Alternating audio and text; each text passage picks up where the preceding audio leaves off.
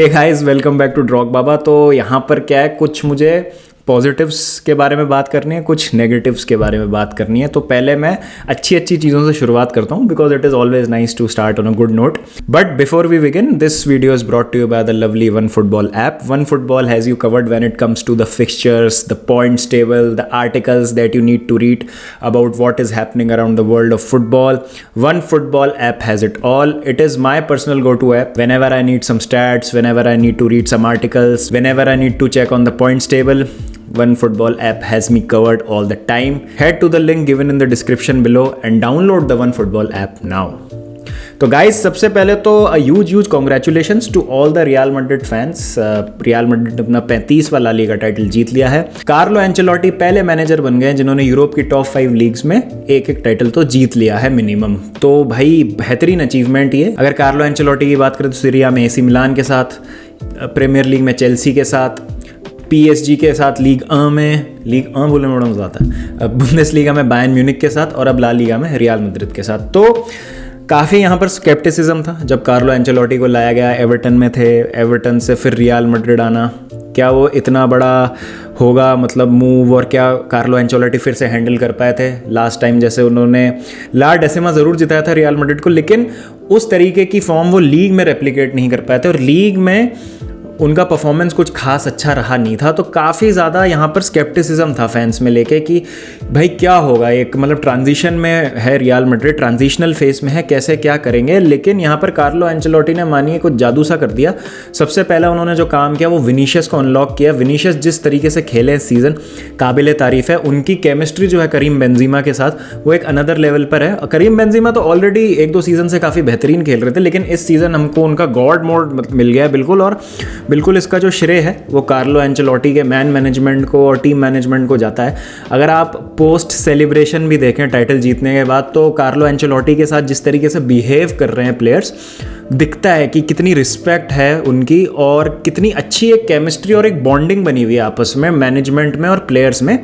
तो ये बहुत अच्छा लगता है देख के कि इस तरीके से जब रिस्पॉन्ड करते हैं किसी एक मैनेजर के लिए प्लेयर्स और फिर रिजल्ट्स भी डिलीवर होते हैं। तो आप देखिए कि मेरे हिसाब से I still think real Madrid अपनी पोटेंशियल के अनुसार नहीं खेल रही है। मतलब वो इंडिविजुअल ब्रिलियंस पे बहुत ज़्यादा डिपेंडेंट है। मॉड्रिच हैं, क्रूज हैं, बेंजीमा हैं, विनीशियस जैसा मैंने मेंशन किया। राइट विंग एक कांस्टेंट प्रॉब्लम रहा है उनके लिए, कभी वेलवर्डी खेले हैं, कभी रॉड्रिगो खेले हैं, पैचेस में हमको बेल वगैरह भी देखने को मिले हैं। तो इस तरीके की दिक्कतें रही हैं रियल मैड्रिड के लिए। फिर हम डिफेंस लाइन की बात करें, बैक लाइन भी काफ़ी इंजरीज से परेशान रही है। तीबो कर्टुआ का बहुत बेहतरीन सीजन रहा है, लेकिन ये कभी कभी क्या होता है, एक मेंटालिटी होती है, एक एलीट यूरोपियन टीम की यही मेंटालिटी होती है, चैंपियन टीम की यही मेंटालिटी होती है जो उनको पुल थ्रू करती है। और अगर आप देखें तो एक काफ़ी बड़े मार्जिन से जो है ला लीगा अपने नाम कर ली है रियल मैड्रिड ने 4 मैच रहते, और अभी लग नहीं रहा कि वो रुकेंगे। एस्पानियोल के भी अगेंस्ट आप परफॉर्मेंस देखें तो 4-0 से बेहतरीन उनकी जीत थी। तो यही सबसे ज़्यादा डरावनी बात है इस रियल मैड्रिड साइड की कि ये तो भाई अभी अच्छा खेलना चालू नहीं हुआ है, मतलब अपनी फुल पोटेंशियल पे इन्होंने फायर करना चालू नहीं किया। जब एम्बापे आ जाएंगे नेक्स्ट सीजन, चुआमेनी आ जाएंगे, रूडिगर आ जाएंगे, तो कैसे ये खेलेगी टीम। बड़ा शानदार काम किया है कार्लो एंचेलोटी ने, और खौफ ज़रूर पैदा हो गया है रियल मैड्रिड के प्रति और टीम्स में कि भाई ये टीम जो है ये कुछ चीर-फाड़ मचाने वाली है बड़ी जल्द। और इस सीज़न ला लीगा जीता है, चैंपियंस लीग के सेमीफाइनल में काफ़ी अच्छी स्थिति में है। 4-3 का पहले लेग का स्कोर जो है वो बर्नाबाओ में लेके आ रहे हैं, तो मतलब फाइनल में पहुंच सकती है रियल मैड्रिड। मैं तो रियल मैड्रिड को ही बैक करूंगा ऐसे केस में।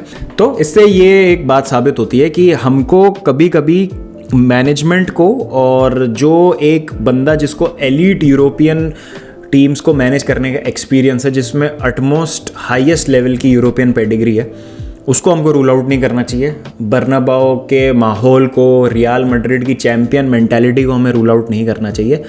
And when you have players like Modric, Benzema, Vinicius, Courtois, भाई आपकी मतलब team already is in a good place, और वो मतलब pieces were there. Carlo Ancelotti ने उनको एक साथ रखा, रिजल्ट्स निकाले व्हेन इट मैटर्ड, और इसी का नतीजा है कि रियल मैड्रिड डिजर्विंगली अपना 35वां ला लीगा टाइटल जीती है। तो again huge congratulations to all the Real Madrid fans. Sorry मैं लेट हो गया ये बनाने में because I was busy with some work, but here it is. तो भाई इन्जॉय करें आप इस विक्ट्री को।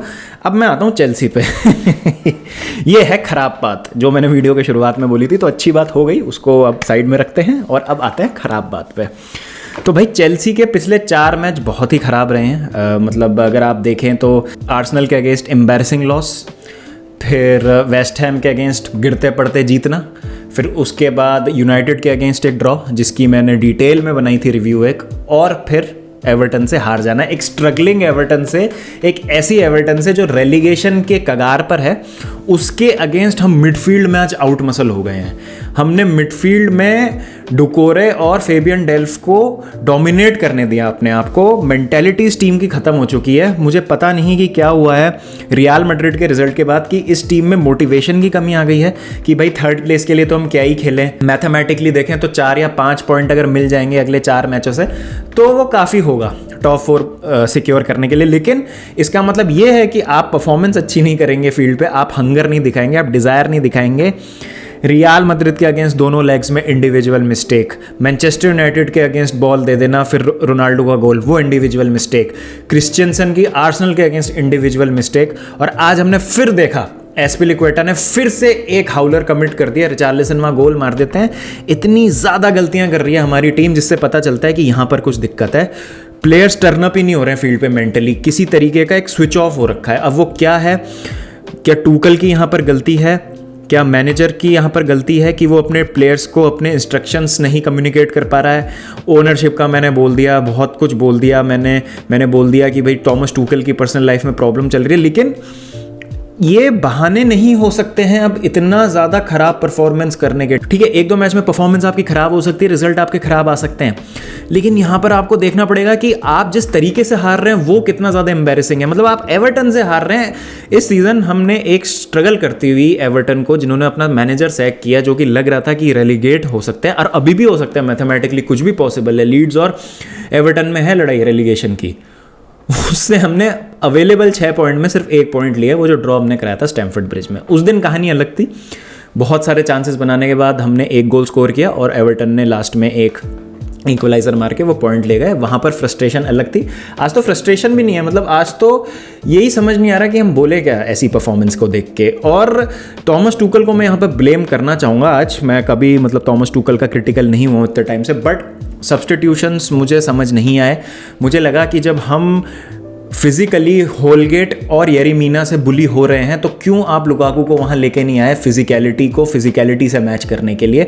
वो एक बहुत बड़ी प्रॉब्लम है। टूकल ने कहा मेरे पास 3 सब्स्टिट्यूशंस थे, मैंने जॉर्जिनियो को हटा दिया था, इसलिए मुझे लुकाकू को लाना समझ नहीं आया कि मैं कैसे बचे हुए सब्स्टिट्यूशंस में उनको इंट्रोड्यूस कर सकूं। तो हकीम जियाच आप लेके आए, ठीक है, उन्होंने कुछ किया। क्रिश्चियन पुलिसिक मेरे हिसाब से तो कोई इम्पैक्ट था नहीं, तो एटलीस्ट आप उनके डिफेंडर्स को बुली कर सकते थे। तो ये एक बड़ी ख़राब सी सिचुएशन में हम फंस गए। बीच में एक ज़रूर रन आया था जहां हम बहुत अच्छा खेल रहे थे, कुछ 15-16 मैचेस अनबीटन थे, लेकिन स्टिल आई थिंक उस रन की वजह से हम टॉप 4 आ जाएंगे। Top 4 shouldn't be a problem. अगर आप पॉइंट्स टेबल पे नज़र डालें तो 34 मैच खेल लिए हैं तीनों ने, चेल्सी, स्पर्स और आर्सेनल ने। और यहाँ पर जो आर्सेनल है वो हम सब 3 पॉइंट पीछे है with equal games played. West Ham से वो अपना मैच जीत गए, और स्पर्स जो है वो 5 पॉइंट पीछे हैं 61 पॉइंट पे। तो कुछ भी हो सकता है वैसे तो पॉइंट्स टेबल में, बट एक जो हमारे लिए अच्छी बात है वो ये है कि स्पर्स और आर्सेनल को आपस में एक मैच खेलना है, तो उस मैच का रिजल्ट कुछ भी हो वो चेल्सी के फेवर में ही आने वाला है। तो चाहे आर्सेनल जीतती है, स्पर्स जीतती है, ड्रॉ होता है, वो चेल्सी के फेवर में ही होगा रिजल्ट।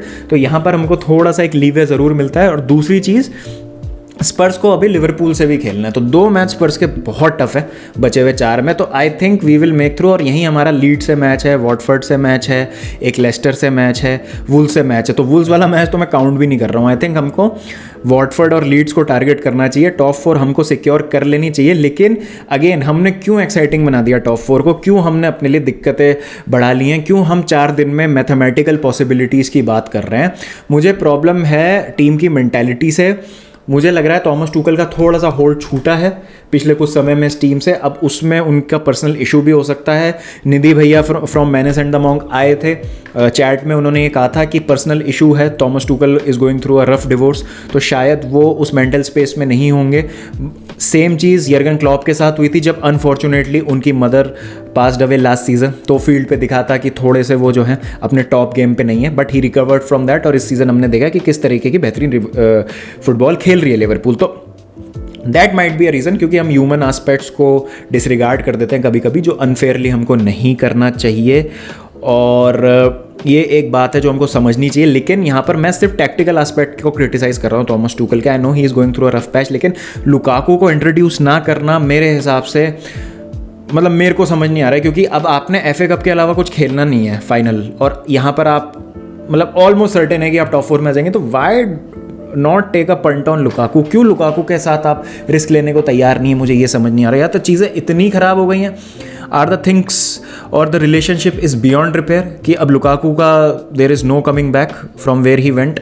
तो ये वाली बातें हैं जिनका सॉल्यूशन हमको होपफुली नए ओनर्स आने के बाद मिलेगा, जब तीनों पार्टी बैठेंगी, the player, the manager, the owners and the technical staff, चारों लोग जब आपस में बैठेंगे, बात करेंगे, तब शायद सॉल्यूशन निकले। मैंने अपने पिछले वीडियो में भी ये बात बोली थी, तो देखते हैं क्या होता है। बट अगर चेल्सी ऐसे ही खेलती रही तो मेरे हिसाब से FA कप तो गया भैया। मेरे हिसाब से FA कप मतलब Liverpool will be licking their lips इस चेल्सी को देख के कि भाई जल्दी से इनसे कराओ हमारा फाइनल।